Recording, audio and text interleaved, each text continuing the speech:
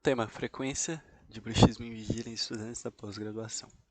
Para começar a falar desse tema, é importante a gente falar sobre a prevalência. A prevalência do bruxismo varia muito entre os estudos, podendo variar de 5% até 90%. Essa variação pode ser explicada devido à falta de um diagnóstico que seja padronizado. Alguns estudos epidemiológicos têm mostrado que as taxas de prevalência do bruxismo em vigília em adultos podem variar de 22% a 31%, principalmente na população mais jovem. Então, o que é o bruxismo em vigília? O bruxismo em vigília é uma hiperatividade dos músculos da mastigação por um determinado período de tempo, no qual o paciente vai estar em vigília, e isso vai ser definido pelo contato ininterrupto, repetitivo dos elementos dentários ao encostar, tensionar ou apertar a mandíbula em uma mesma posição. O bruxismo tem etiologia multifatorial e tem interação de fatores biológicos e psicossociais. Então, o objetivo é justamente avaliar isso por meio do uso do aplicativo Brooks App, junto com os questionários que vão correlacionar estado emocional, hábito bucal e o impacto da qualidade de vida relacionada à saúde bucal.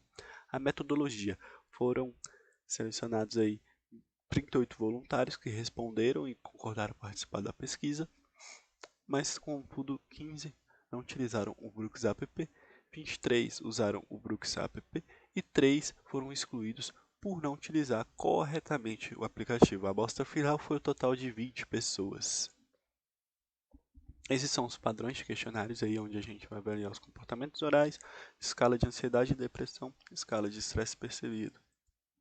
O aplicativo é esse, o Brooks App. Ele utiliza a avaliação momentânea ecológica para poder coletar esses dados. Foi programado por 7 dias, com 20 alertas por dia. Tinha que responder pelo menos 60% para no final a gente conseguir os dados. Então, por isso que aquelas 3 pessoas foram excluídas do estudo. O aplicativo é grátis para Android, contudo é pago para iOS. Isso pode ter prejudicado na coleta e na expansão de amostras. O aplicativo então emite esse alerta com essas 5 condições. A primeira é inverte músculos da mandíbula relaxado. A segunda, maxilares contraídos, dentes em contato em amarelo. A terceira, dentes em contato em vermelho mais claro. A quarta, apertar os dentes em vermelho. E a quinta, ranger os dentes em marrom. O total da amostra é 20 pessoas, 7 do sexo feminino, 3 do sexo masculino, a média de idade 28,65 anos.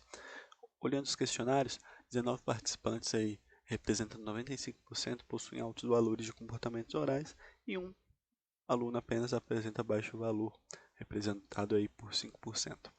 Sintomas de ansiedade: 6 apresentaram sintomas de ansiedade leve, representado por 30%. 12 apresentaram sintomas de ansiedade moderada, representado por 60%. E 2 apresentaram sintomas de ansiedade severa, representado por 10%. Sintomas de depressão: 8 participantes não apresentaram sintomas de depressão, representado 40%.